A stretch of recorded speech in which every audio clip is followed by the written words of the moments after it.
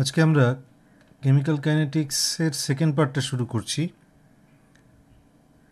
এবং এর আগের পার্টে অর্থাৎ ফার্স্ট পার্টে আমরা যে টপিকসগুলো ডিসকাস করেছিলাম সেটা ছিল একটা হচ্ছে রেট, তারপরে অ্যাভারেজ রেট এবং ইনস্ট্যান্টেনিয়াস রেট, কী ফ্যাক্টরের উপর রেট ডিপেন্ড করে, এছাড়া law of mass action, rate law এবং ল অফ মাস অ্যাকশানের মধ্যে ডিফারেন্স, এলিমেন্টারি রিয়াকশান বলতে কী বোঝায়, কমপ্লেক্স রিয়াকশান বলতে কী বোঝায়, তাছাড়া অর্ডার, মলিকুলারিটি এবং তাদের ডিফারেন্স।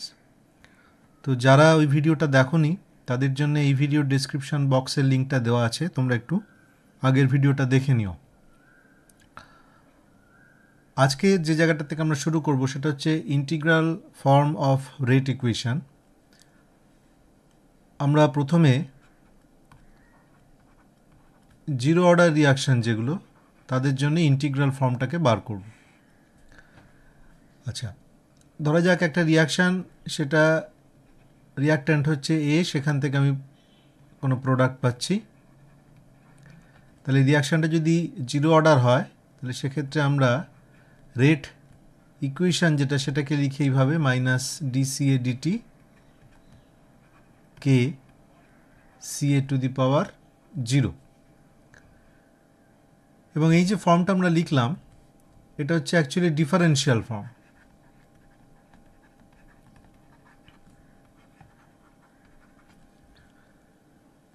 এই ডিফারেন্সিয়াল ফর্ম থেকেই কিন্তু আমাদের ইন্টিগ্রাল ফর্মে আসতে হবে। তো কে সিএ টু দি পাওয়ার 0 মানে অ্যাকচুয়ালি কে, তাহলে minus dCA is equals to K into dt. এটাকে যদি আমরা ইন্টিগ্রেট করি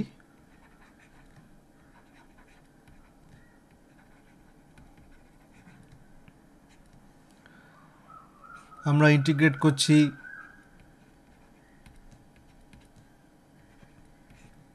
কে যেহেতু একটু কনস্ট্যান্ট, ইন্টিগ্রেশন সাইনের বাইরে নিয়ে এলাম কেটাকে। আমরা ধরা যাক ইন্টিগ্রেট করছি এটা 0 থেকে টি টাইম পর্যন্ত। 0 মানে শুরুতে এবং টি হচ্ছে একটা সার্টেন টাইম। এবং শুরুতে কনসেন্ট্রেশন ধরা যাক সিএ 0 ইনিশিয়াল কনসেন্ট্রেশন, এবং টি টাইম পরে কনসেন্ট্রেশন ধরা যাক সিএ। অর্থাৎ সিএ 0 মানে হচ্ছে ইনিশিয়াল কনসেন্ট্রেশন আর সিএ মানে হচ্ছে কনসেন্ট্রেশন আফটার টাইম টি। রিয়াক্ট্যান্টের কনসেন্ট্রেশন, এই দুটোই কিন্তু রিয়াক্ট্যান্টের কনসেন্ট্রেশন। তাহলে আমরা এখান থেকে লিখতে পারি CA 0 minus CA is equals to kt. Or আরেকটু রিঅ্যারেঞ্জ করলে CA is equals to CA 0 minus kt. এইটাই হচ্ছে integral form of rate equation for zero order reaction. CA is equals to CA 0 minus kt, যেখানে k হচ্ছে rate constant আর CA 0 হচ্ছে initial concentration. এখন প্রশ্ন আসতে পারে যে আমরা জিরো অর্ডার রিয়াকশানের রেট কনস্ট্যান্ট কে কী করে ডিটারমিন করব। সেটা জানতে গেলে আমাদের এর প্লটটা দেখতে হবে। আমি আরেকবার রিয়াকশানটা এখানে লিখছি, রিলেশনটা C is equals to CA 0 minus kt. তাহলে আমি যদি কনসেন্ট্রেশন অফ এ এটাকে টি এর রেসপেক্টে প্লট করি, তাহলে এখানে এই ইকুয়েশন অনুযায়ী টি যখন 0, সিএ ভ্যালু হচ্ছে সিএ 0, ধরা যাক এরকম কোনো একটা ভ্যালু, এবং এটা একটা স্ট্রেট লাইনের ইকুয়েশন উইথ নেগেটিভ স্লোপ। তাহলে আমি একটা স্ট্রেট লাইন পাবো, যে স্ট্রেট লাইনের স্লোপ যেটা, সেই স্লোপ মানে হচ্ছে মাইনাস অফ কে। তাহলে জিরো অর্ডার রিয়াকশানের রেট কনস্ট্যান্ট যদি বার করতে হয় তাহলে কনসেন্ট্রেশনকে টাইমের এগেনস্টে প্লট করতে হবে। প্লট করলে যে স্ট্রেট লাইন পাওয়া যাবে সেই স্ট্রেট লাইনের স্লোপ থেকেই আমি রেট কনস্ট্যান্ট বার করে নিতে পারবো। আচ্ছা, এরপরে আর একটা জিনিসে আসি, সেটা হচ্ছে হাফ লাইফ টাইম।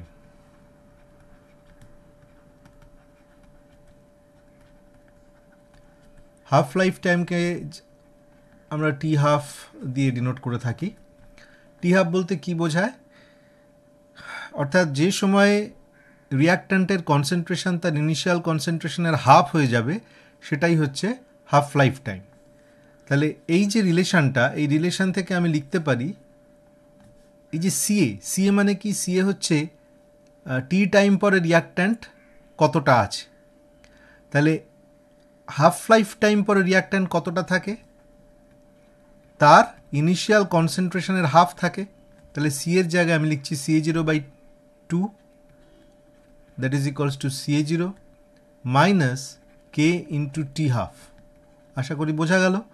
টির জায়গায় যখন আমি টি হাফ লিখছি তার মানে সিএ হয়ে যাচ্ছে CA0/2 হাফ লাইফ টাইম পরে, আর হাফ অফ দ্য রিয়াক্ট্যান্ট বাকি থাকবে। তাহলে therefore k into t half is equals to CA0 minus CA0/2, that is equals to CA0/2. Therefore t half is equals to CA0 by twice of k. তাহলে এটাই হচ্ছে half life টাইমের expression for zero order reaction. একইভাবে আমরা টি এন্ডও বার করতে পারি। T and বলতে কি বোঝায়? টি এন্ড বলতে বোঝায় রিয়াকশনটা কখন শেষ হবে, অর্থাৎ রিয়াক্ট্যান্ট কনসেন্ট্রেশন আর কিছু থাকবে না, রিয়াক্ট্যান্ট কনসেন্ট্রেশন জিরো হয়ে যাবে। তাহলে ইন্টিগ্রাল ফর্মটা আমি আগে লিখে নিচ্ছি, CA is equals to CA0 minus KT। এখন টিটাকে যখন আমি টি এন্ড বলছি তখন রিয়াক্ট্যান্ট কনসেন্ট্রেশন হয়ে যাচ্ছে জিরো, আর কিছু থাকছে না।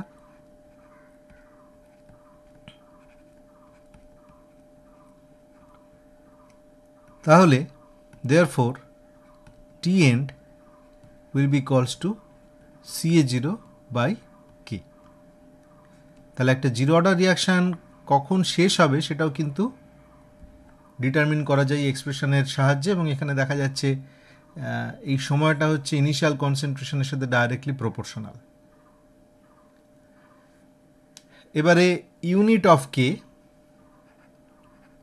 রেট কনস্ট্যান্টের কি ইউনিট, এটা মাথায় রাখতে হবে যে রেট কনস্ট্যান্ট যদি একটি কনস্ট্যান্ট, কিন্তু এর ইউনিট কিন্তু সবসময় একরকম নয়। জিরো অর্ডারের জন্য একরকম ইউনিট, ফার্স্ট অর্ডারের জন্য একরকম ইউনিট, সেকেন্ড অর্ডার রিয়াকশন হলে আর একরকম ইউনিট। তো জিরো অর্ডারের জন্য কী হবে ইউনিট? তুমি ডিফারেন্সিয়াল ফর্ম থেকেও আসতে পারো। ডিফারেন্সিয়ালটা ফর্মটা কী ছিল? Minus DCA DT is equals to K. এটাই ছিল জিরো অর্ডার রিয়াকশনের ডিফারেন্সিয়াল ফর্ম। তো এখানে দেখো কে এর ইউনিট কী হবে? যেটা আমার লেফট হ্যান্ড সাইডের যেটা ইউনিট সেটাই কে এর ইউনিট হবে।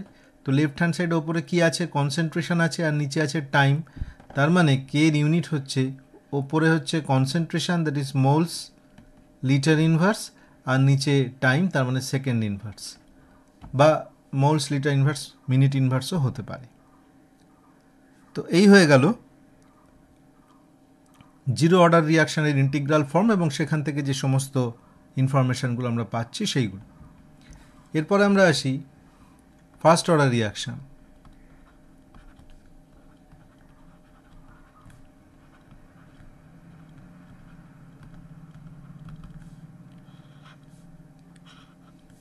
আগের মতো আমি ধরে নিচ্ছি যে একটা রিয়াকশান যেখানে আমি এ থেকে প্রোডাক্ট পাচ্ছি, তাহলে এর ডিফারেন্সিয়াল ফর্মটা আগে লিখতে হবে। এটা যদি ফার্স্ট অর্ডার হয় তাহলে minus DCA DT is equals to K into CA to the power 1। এটা হচ্ছে ফার্স্ট অর্ডার রিয়াকশানের ডিফারেন্সিয়াল ফর্ম। একটু রিঅ্যারেঞ্জ করে নিচ্ছি, minus DCA by CA is equals to K into DT। এবার এটাকে আমরা ইন্টিগ্রেট করছি।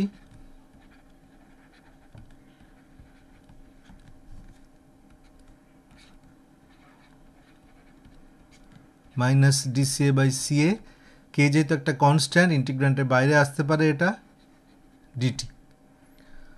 এবার লিমিটগুলো বসাতে হবে। আমরা যদি 0 থেকে টি টাইম পর্যন্ত ইন্টিগ্রেশনটা করি আগের মতোই, 0 মানে হচ্ছে ইনিশিয়াল কনসেন্ট্রেশন সিএ 0, আর টি সময় পরে ধরা যাক রয়েছে সিএ, তাহলে আমরা পাচ্ছি minus of ln CA by CA0 is equals to KT.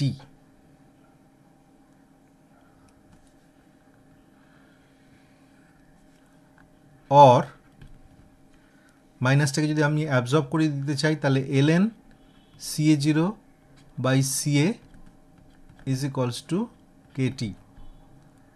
Therefore K is equals to 1 by T ln CA0 by CA. এটাই হচ্ছে integral form of rate equation for first order reaction. আচ্ছা, lnটা তোমরা জানো এটা হচ্ছে ন্যাচারাল লগারিদম। কেউ যদি 10 base লগারিদমে করতে চায় তাহলে সিম্পলি 2.303 দিয়ে মাল্টিপ্লাই করতে হবে।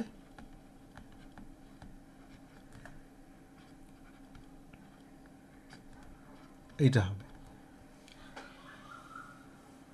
আচ্ছা, অনেক বইয়ে আবার দেখবে এইভাবেও রয়েছে 2.303 by T log A by A minus x, এই ফরম্যাটে অনেক বইয়ে দেওয়া থাকে। এখানে কিছুই না, এ মানে হচ্ছে initial concentration,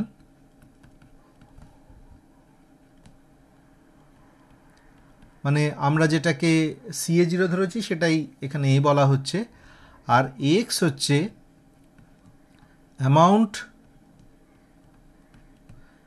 reacted in time টি, টি সময় কতটা রিয়াক্ট করেছে সেটা হচ্ছে এক্স।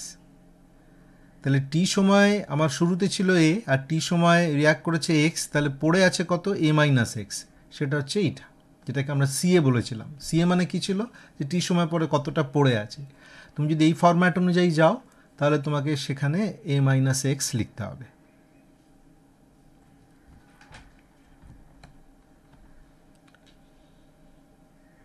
আচ্ছা, নেক্সট হচ্ছে যে ইভ্যালুয়েশন অফ কে।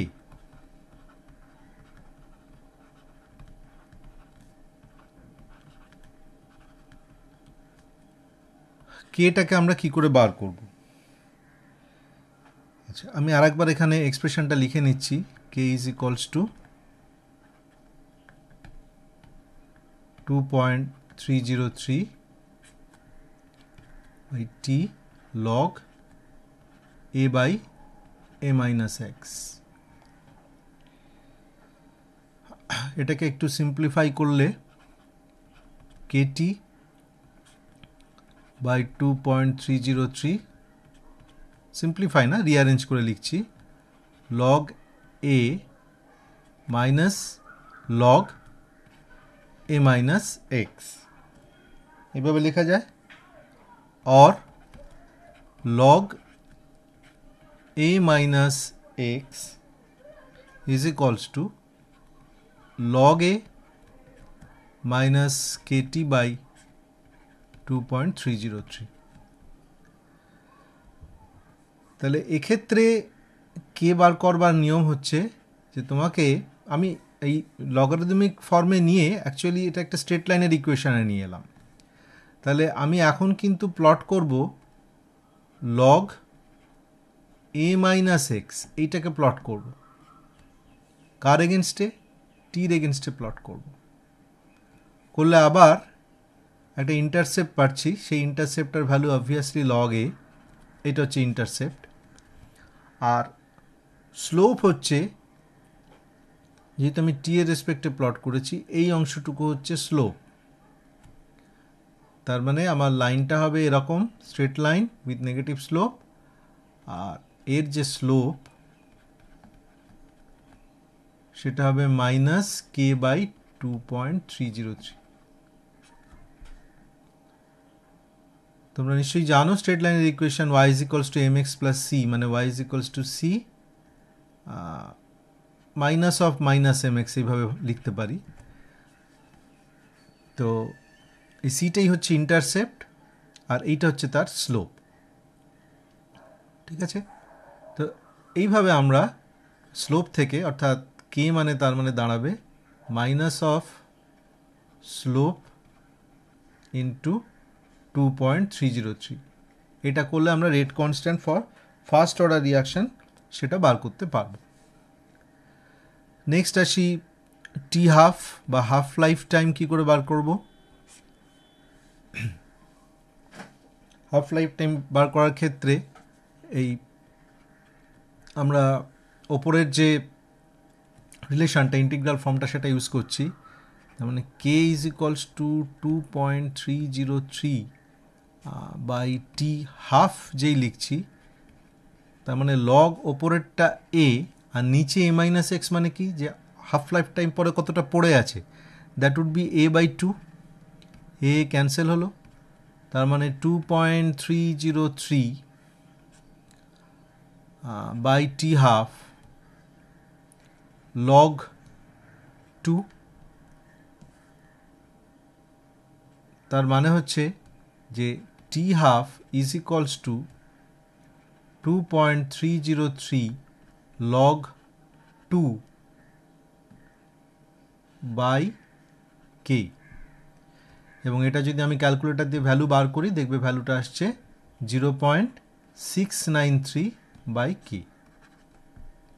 তাহলে ফার্স্ট অর্ডার রিয়াকশানের হাফ লাইফ টাইমের এক্সপ্রেশন হচ্ছে 0.693 বাই কে। এবং খুব ইম্পর্টেন্ট ব্যাপার হচ্ছে যে আনলাইক দ্য প্রিভিয়াস ওয়ান, মানে জিরো অর্ডারের ক্ষেত্রে হাফ লাইফ টাইম কিন্তু ডাইরেক্টলি প্রপোর্শনাল ছিল ইনিশিয়াল কনসেন্ট্রেশনের। এখানে দেখতেই পাচ্ছ যে হাফ লাইফ টাইম আমরা বার করেছিলাম CA0/2কে, ডাইরেক্টলি প্রপোর্শনাল। কিন্তু এই ক্ষেত্রে দেখো হাফ লাইফ টাইম যখন ফার্স্ট অর্ডারে বার করছি, এখানে কিন্তু কনসেন্ট্রেশন টার্মটাই নেই, তার মানে it is independent of initial concentration. তো এটা কিন্তু একটা ফার্স্ট অর্ডার রিয়াকশান চেনার একটা উপায়, যে এর হাফ লাইফ টাইমটা কিন্তু ইনিশিয়াল কনসেন্ট্রেশনের উপরে ডিপেন্ড করে না। ফাইনালি টি এন্ড, অর্থাৎ রিয়াকশান কতক্ষণে শেষ হবে, সেটা হবে টি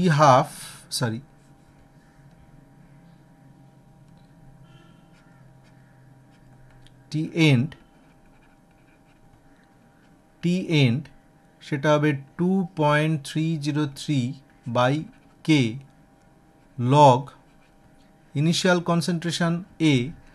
আর নিচে আমায় কি লিখতে হবে, যে কতটা অ্যামাউন্ট পড়ে রয়েছে।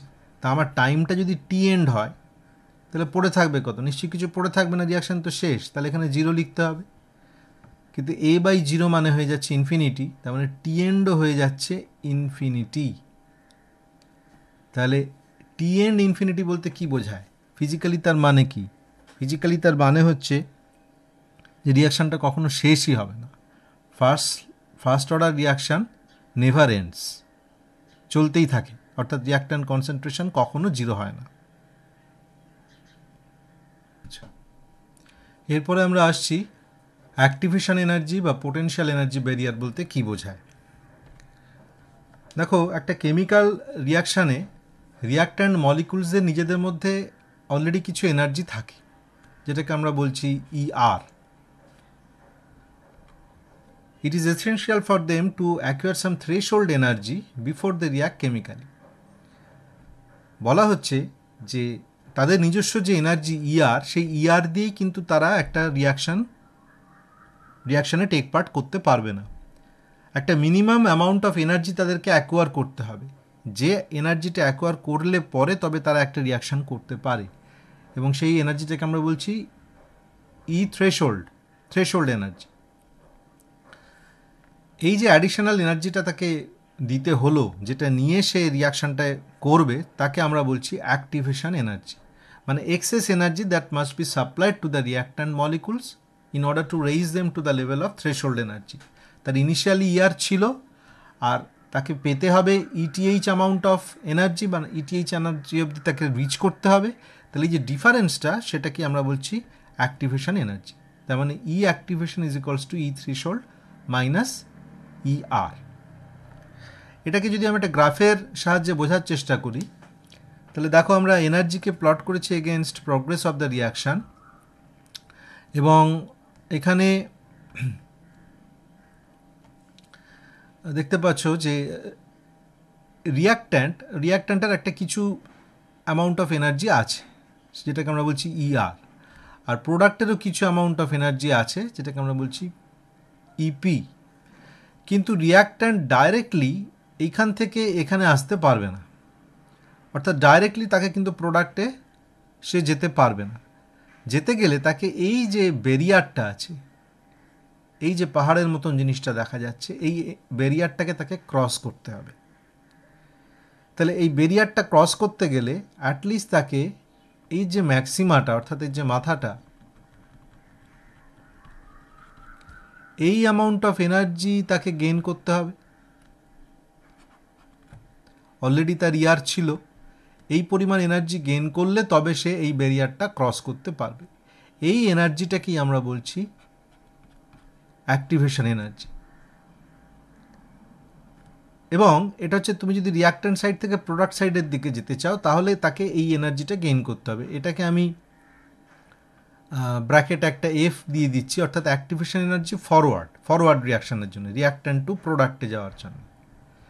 সিমিলারলি প্রোডাক্ট থেকে যদি কেউ রিয়াক্ট্যান্টের দিকে আসতে চায়, তাহলে তার ইপি অ্যামাউন্ট অফ এনার্জি আছে, অ্যাডিশনালি তাকে এই অ্যামাউন্ট অফ এনার্জি গেইন করতে হবে। তাহলে এটাও কিন্তু এক ধরনের অ্যাক্টিভেশন এনার্জি হলো, কিন্তু এটা হচ্ছে ব্যাকওয়ার্ড, অর্থাৎ ই অ্যাক্টিভেশন ব্যাকওয়ার্ড, মানে প্রোডাক্ট থেকে রিয়াক্ট্যান্টের দিকে যেতে গেলে তাকে এই পরিমাণ এনার্জি গেইন করতে হবে। আর রিয়াক্ট্যান্টের যে এনার্জি লেভেল আর প্রোডাক্টের যে এনার্জি লেভেল, সেই যে ডিফারেন্সটা, সেটাকে আমরা বলছি চেঞ্জ অফ এনথালপি। মানে রিয়াকশানটা যখন হবে, রিয়াক্ট্যান্ট থেকে প্রোডাক্টের দিকে যাবে, তখন তো একটা এনথালপি চেঞ্জ হয়। থার্মোকেমিস্ট্রিতে যেমন তোমরা ক্লাস 11 অঙ্ক করেছিলে, ডেল্টা এইচ, কোনো একটা রিয়াকশানের ডেল্টা এইচ বার করেছিলে। তাহলে এই ডিফারেন্সটাই কিন্তু ডেল্টা এইচ। এবং এখানে দেখছো রিয়াক্ট্যান্টের এনার্জিটা প্রোডাক্টের থেকে বেশি, মানে ই আর ইজ গ্রেটার দ্যান ইপি। তাহলে স্বাভাবিকভাবে ডেল্টা এইচ হবে নেগেটিভ। মানে তুমি যখন রিয়াক্ট্যান্ট থেকে প্রোডাক্টের দিকে আসবে, তোমার এনার্জিটা কমে যাবে, যে অ্যামাউন্টটা কমে যাচ্ছে সেটাই হচ্ছে চেঞ্জ ইন এনথালপি, এবং এটা নেগেটিভ। ডেল্টা এইচ নেগেটিভ হওয়া মানে হচ্ছে যেটা একটা এক্সোথার্মিক প্রসেস বা এক্সোথার্মিক রিয়াকশান।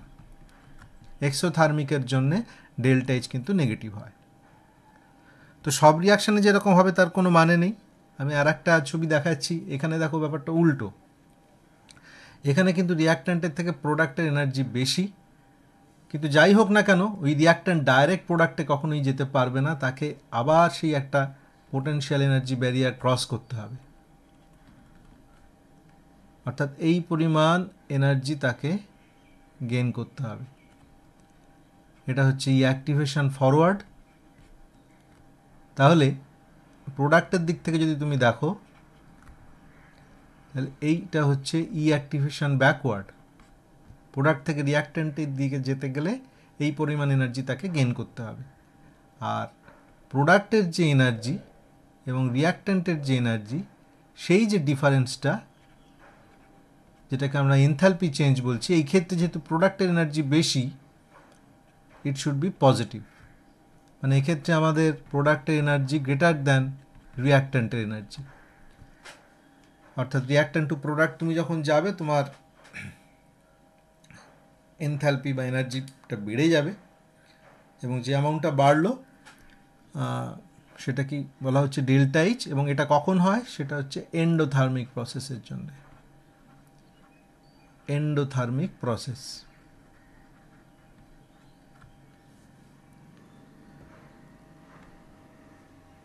এবারে আমরা যে জায়গাটা আসবো সেটা হচ্ছে effect of catalyst on activation energy. এটা আমি প্রথম ক্লাসে একটু বলেছিলাম অল্প করে, এখানে আরেকবার বলে যাওয়া। এই ছবিটা অলরেডি আমরা দেখেছি যে রিঅ্যাক্ট্যান্ট টু প্রোডাক্ট এক্সোথার্মিক প্রসেসের জন্য এরকম একটা অ্যাক্টিভেশন ব্যারিয়ার তোমাকে ক্রস করতে হয়।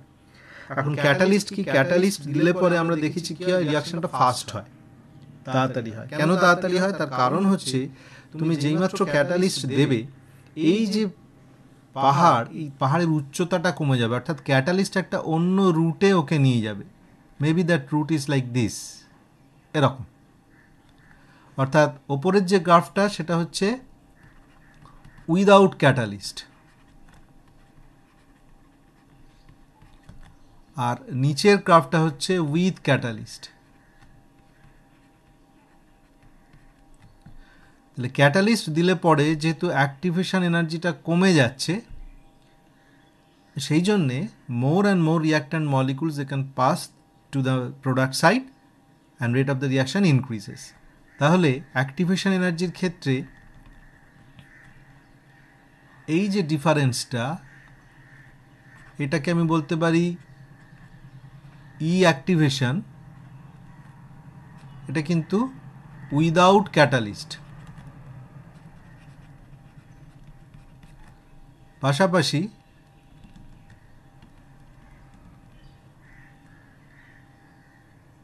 এই যে ডিফারেন্সটা,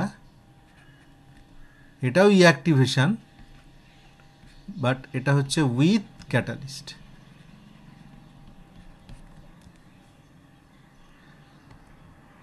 তাহলে catalyst lowers the energy barrier for both forward and backward reaction by the same amount. এই কথাটা অবশ্য বলা হয়নি। দেখো, আমরা যেমন দেখলাম যে ক্যাটালিস্ট দিলে পরে ফরওয়ার্ড রিয়াকশানের অ্যাক্টিভেশন এনার্জিটা কমে যায়, একইভাবে তুমি যদি উল্টো দিকটাও দেখো, আমি এটা একটা ডিফারেন্ট কালার ইউজ করি তাহলে বুঝতে সুবিধা হবে।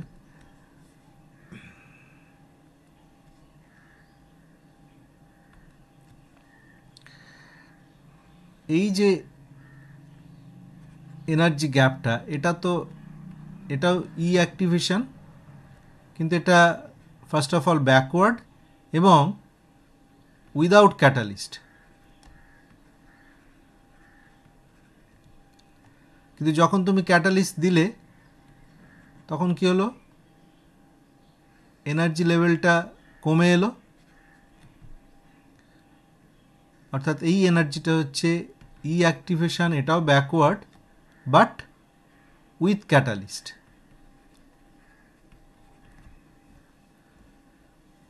তাহলে ক্যাটালিস্ট দিলে পরে যে শুধুমাত্র এটা ছিল ফরওয়ার্ডের জন্য, রাইট, এগুলো ছিল সব ফরওয়ার্ডের জন্য, আর এগুলো হচ্ছে ব্যাকওয়ার্ডের জন্য। তাহলে ক্যাটালিস্ট দিলে পরে যে ফরওয়ার্ড অ্যাক্টিভেশন এনার্জিটাই শুধু কমে তা না, ব্যাকওয়ার্ড অ্যাক্টিভেশন এনার্জিটাও কমে যাচ্ছে। তো সেই কথাটা এখানে বলা হয়েছে যে catalyst lowers the energy barrier for both forward and backward reaction by the same amount, একই পরিমাণ কমিয়ে দেয়। তার ফলে কী হয়, যে both forward and backward reaction rate increases to the same extent. কেমন? ফরওয়ার্ড রেটটাও বাড়ে, ব্যাকওয়ার্ড রেটটাও বাড়ে। আর ফরওয়ার্ড রেট এবং ব্যাকওয়ার্ড রেট দুটোই যদি সমানভাবে বাড়ে, তাহলে কেমিক্যাল ইকুইলিব্রিয়ামের যে পজিশান সেটা কিন্তু চেঞ্জ হয় না, সেটা আনচেঞ্জ থাকে। তফাৎ হচ্ছে এই যে কেমিক্যাল ইকুইলিব্রিয়াম মানে কি, কেমিক্যাল ইকুইলিব্রিয়াম মানে যখন ফরওয়ার্ড রেট এবং ব্যাকওয়ার্ড রেট সেম হয়ে যায়। ক্যাটালিস্ট না দিলে সেই কেমিক্যাল ইকুইলিব্রিয়াম রিচ করতে তোমার একটু দেরি হবে, কিন্তু ক্যাটালিস্ট দিলে পরে কেমিক্যাল ইকুইলিব্রিয়ামটা তাড়াতাড়ি রিচড হবে, কিন্তু পজিশান চেঞ্জ হবে না। পজিশান চেঞ্জ হবে না মানে আগে যদি 70% রিয়াক্ট্যান্ট প্রোডাক্টে কনভার্টেড হওয়ার পর ইকুইলিব্রিয়াম রিচ করতো, এখনও তাই হবে, এখনও সেই 70% রিয়াক্ট্যান্ট প্রোডাক্টে কনভার্টেড হওয়ার পরেই কেমিক্যাল ইকুইলিব্রিয়াম রিচড হবে। তফাৎ হচ্ছে একটু তাড়াতাড়ি হবে। এরপরে আসছি কলিশন থিওরিতে, যেটা হচ্ছে কেমিক্যাল কাইনেটিক্সের থিওরি পার্ট, অর্থাৎ রিয়াকশান কেন হয়, কিভাবে হয়, সেই অংশটায়। কলিশন থিওরি যেহেতু থিওরি, এর কিছু অ্যাজামশানস থাকে। এক নম্বর হচ্ছে যে molecules are assume to be hard spheres. যে সমস্ত রিয়াকশানগুলো আমরা স্টাডি করছি, আমরা ধরে নিচ্ছি যে সেখানে রিয়াক্ট্যান্ট মলিকুলস যারা, তারা সব হার্ড স্ফিয়ার্স। এবারে এটা একটা খুব গুরুত্বপূর্ণ পয়েন্ট, সেটা হচ্ছে for a reaction to take space molecules must collide with each other. মলিকুলকে কিন্তু কলিশন করতে হবে যদি রিয়াকশান হতে হয়, আদারওয়াইজ কিন্তু রিয়াকশান হবে না। এবং এই থিওরিতে শুধুমাত্র বাইনারি কলিশনগুলোকে আমরা কনসিডার করি, টার্নারি বা তার চেয়ে বেশি সংখ্যক মলিকুলের কলিশনকে ধরা হয় না। লাস্ট যে কথাটা ইম্পর্ট্যান্ট সেটা হচ্ছে যে কলিশন হলেই যে রিয়াকশন হবে তার কিন্তু কোনো মানে নেই। বলা হচ্ছে all কলিশনস are not fruitful, only those collisions in which translational kinetic energy along the line joining the two centers of colliding molecules exceed activation energy are effective for chemical change. সমস্ত কলিশনই কিন্তু ফ্রুটফুল নয়। যে সমস্ত কলিশনের ফলে translational kinetic energy along the line joining the two centers of colliding molecules exceed activation energy are effective for chemical change. এটা ছোট্ট ছবি দেখাচ্ছি। ধরা যাক এটা দুটো মলিকুল এবং এরা এইভাবে কলিশন করলো।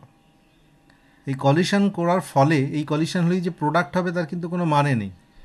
বলছে যে এই মলিকুলটার একটা ট্রান্সলেশনাল কাইনেটিক এনার্জি ছিল এই ডিরেকশানে, এই মলিকুলটার একটা ট্রান্সলেশনাল কাইনেটিক এনার্জি আছে এই ডিরেকশানে। এই ট্রান্সলেশনাল কাইনেটিক এনার্জির যে কম্পোনেন্ট অ্যালং দ্য লাইন, এই লাইনে অ্যালং দ্য লাইন কি joining the two centres of colliding molecules, সেটা যদি ওই অ্যাক্টিভেশন এনার্জিকে ছাড়িয়ে যায়, যেটার কথা আমরা এতক্ষণ ধরে বললাম, তবেই এই কলিশনটা তোমাকে প্রোডাক্ট তৈরি করতে সাহায্য করবে, আদারওয়াইজ তুমি কিন্তু প্রোডাক্ট পাবে না। এখন কলিশন থিওরির কিছু লিমিটেশন আছে। সেই লিমিটেশনটা কি? সেটা হচ্ছে যে কলিশন থিওরি বেস করে আমরা যে রেট কনস্ট্যান্ট বার করি সেটা দেখা যায় যে এক্সপেরিমেন্টাল রেট কনস্ট্যান্টের থেকে বেশি হয়ে যায়। তার মানে কলিশন থিওরিতে আমরা রেটটাকে যতটা ভাবছি অ্যাকচুয়াল রেট কিন্তু তার থেকে কম। তার মানে দাঁড়াচ্ছে যে যতগুলো কলিশনকে আমি অ্যাকচুয়ালি ফ্রুটফুল হিসেবে ভাবছি ইন কলিশন থিওরি, ততগুলো কলিশন কিন্তু অ্যাকচুয়ালি ফ্রুটফুল নয়। তাহলে ভুলটা কোথায় হচ্ছে? বলা হচ্ছে the reason may be attributed two steric factor which suggest that the molecule should be properly oriented during collision even after achieving activation energy. মানে ভেবে দেখো, পরপর কলিশন থিওরির প্রথম কন্ডিশন ছিল যে রিয়াকশান হতে গেলে কলিশন হতে হবে, 1 নম্বর। 2 নম্বর হচ্ছে কলিশন হলেই হবে না, কলিশনের ফলে একটা সার্টেন অ্যামাউন্ট অফ এনার্জি তাকে অ্যাচিভ করতে হবে, সেটা হচ্ছে 2 নম্বর। 3 নম্বর যেটা এখানে বলা হচ্ছে যে কলিশনের সময় কিন্তু মলিকুলকে প্রপারলি ওরিয়েন্টেড হতে হবে। আমি একটা এক্সাম্পল দিচ্ছি। ধরো কার্বন মনোক্সাইডের সাথে অক্সিজেনের রিয়াকশান, তাহলে কলিশনটা যদি এইভাবে হয়, অর্থাৎ অক্সিজেন এন্ড দুটো হিট করলো, কার্বন মনোক্সাইডের অক্সিজেন এন্ড এবং অক্সিজেন এন্ড হিট করলো, তাহলে কিন্তু তুমি কোনো রিয়াকশান পাবে না। কিন্তু জিনিসটা যদি এরকম হয় যে কার্বন মনোক্সাইডের কার্বন এন্ড এবং অক্সিজেন এন্ড হিট করলো, তাহলে সেক্ষেত্রে এটা ব্রেক করে যাবে এবং তুমি কার্বন ডাইঅক্সাইড মলিকুল পাবে।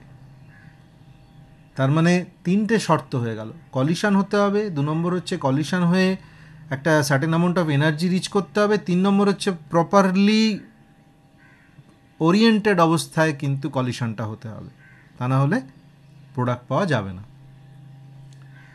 আচ্ছা, অ্যাক্টিভেটেড কমপ্লেক্স বা ট্রানজিশন স্টেট কমপ্লেক্স কাকে বলে? সেটা হচ্ছে যে reactant molecules with sufficient energy approach each other closely, যেটা আমরা আগে দেখেছি। ধরো একটা এই মলিকুল এবং একটা বিসি মলিকুল যখন তারা কলিশন করতে চলেছে, তখন কি হয়, তারা প্রথম স্টেপে তারা পরস্পরের দিকে অ্যাপ্রোচ করে, এটা হচ্ছে ফার্স্ট স্টেপ। সেকেন্ড স্টেপ হচ্ছে their closer approach is accompanied by the appropriate rearrangement of bonds and energy.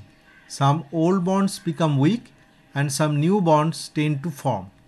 This unstable short-lived intermediate called activated complex and resides at maxima of energy diagram.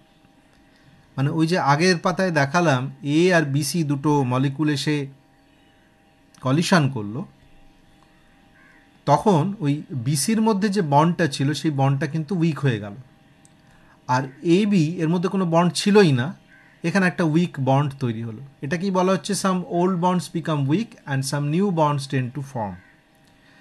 এবং এই যে সিচুয়েশানটা, এটা কিন্তু একটা খুব highly unstable একটা situation, যেখানে দুটো বন্ডই উইক, এবং এটাকেই আমরা বলছি অ্যাকচুয়ালি অ্যাক্টিভেটেড কমপ্লেক্স, এবং এটা হাইলি এনার্জেটিক। এই অ্যাক্টিভেটেড কমপ্লেক্সটা আবার কী হবে, finally the activated complex rapidly decompose to product molecules. মানে এই যে এবিসি ছিল, সেটা আবার কী হবে, এবি বন্ডটা যেটা উইক একটা বন্ড হিসাবে তৈরি হচ্ছিল, সেটা এখন ফার্মলি একটা বন্ড হয়ে যাবে। আর বিসি যে ওল্ড বন্ডটা ছিল, সেই ওল্ড বন্ডটা কিন্তু টোটালি ব্রেক করে গেছে।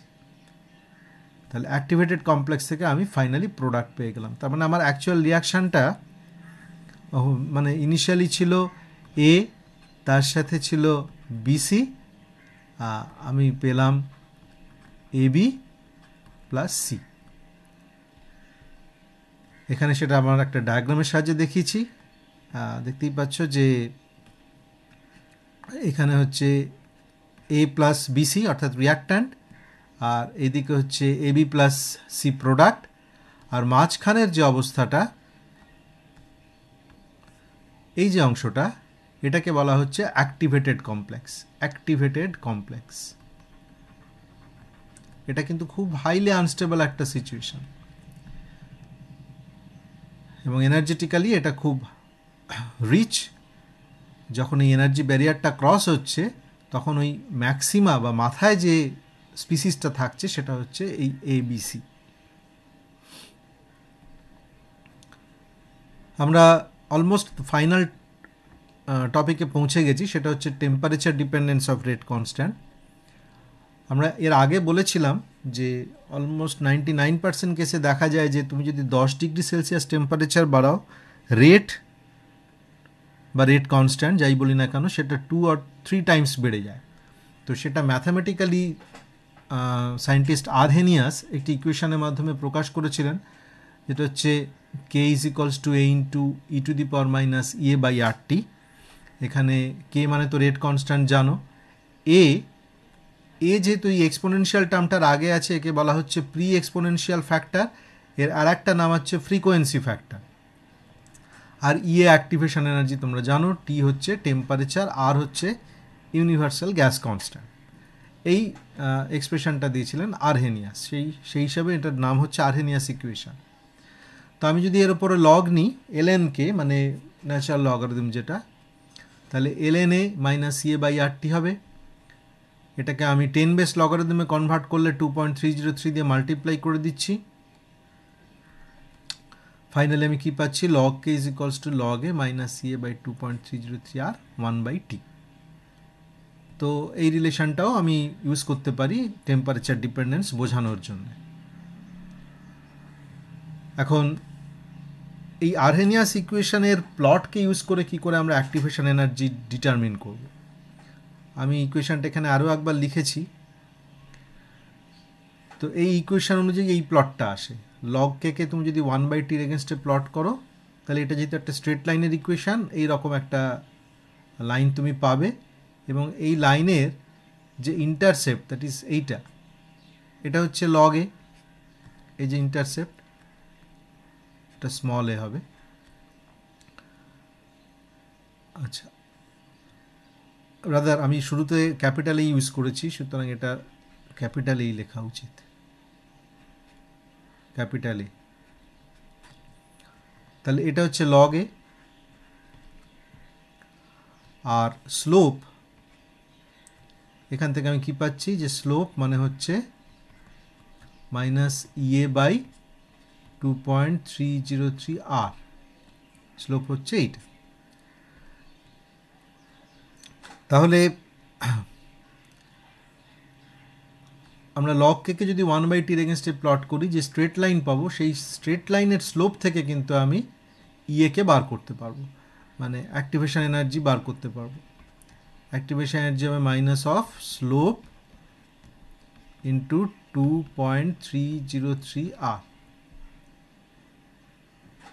এটা হচ্ছে প্লট থেকে অ্যাক্টিভেশন এনার্জি বার করবার নিয়ম। এছাড়া শুধু রেট কনস্ট্যান্ট ভ্যালু, অর্থাৎ শুধু অঙ্কের সাহায্যেও এটাকে বার করা যায়। ধরা যাক K1 আর K2 হচ্ছে দুটো রেট কনস্ট্যান্ট, একটা হচ্ছে T1 টেম্পারেচারে মেপেছি তখন রেট কনস্ট্যান্ট K1, আর একটা T2 টেম্পারেচারে মেপেছি তখন রেট কনস্ট্যান্ট হচ্ছে K2। তাহলে লগ K1 হচ্ছে লগে আমার সব জায়গায় স্মল ইউজ হয়ে গেছে, এটা ক্যাপিটাল এ হিসাবে ইউজ করা উচিত, যেহেতু আমি আরহেনিয়াস ইকুয়েশন এইভাবে লিখেছিলাম, এটা ক্যাপিটাল এ হিসেবে লিখেছিলাম, এগুলো সব ক্যাপিটাল এ হবে। এনিওয়ে, তো আরহেনিয়াস ইকুয়েশন হিসেবে তাহলে লগ K1 হবে log A minus CA by 2.303 R1 by T1, এটা একটা হবে। আবার তুমি যদি T2 টেম্পারেচারের জন্য লেখো তাহলে এইরকম হবে। তাহলে আমি এটাকে ধরে নিচ্ছি ইকুয়েশন 1, পরেরটাকে ধরে নিলাম ইকুয়েশন 2। এরপরে ইকুয়েশন 1 মাইনাস ইকুয়েশন 2 যদি করি তাহলে আমি পাচ্ছি কি, দেখো লগ এগুলো ক্যান্সেল হয়ে যাচ্ছে, log K2 by K1 EA by 2.303 R1 by T1 minus 1 by T2। এটা কিন্তু নিউমেরিক্যাল প্রবলেম হিসাবে আসে, খুবই কমন এটা, যে তোমায় দুটো টেম্পারেচার বলে দেওয়া থাকবে T1 এবং T2, এবং তোমার করেসপন্ডিং রেট কনস্ট্যান্ট ভ্যালুগুলোও বলে দেওয়া থাকবে K2 K1, তোমাকে বার করতে হবে অ্যাক্টিভেশন এনার্জি বা EA, সেটা আমরা এই ফর্মুলাটাকে ইউজ করে তখন ব্যবহার করব। তাহলে ইকুয়েশান থেকেও তুমি অ্যাক্টিভেশন এনার্জি বার করতে পারো, আবার প্লট থেকেও বার করতে পারো।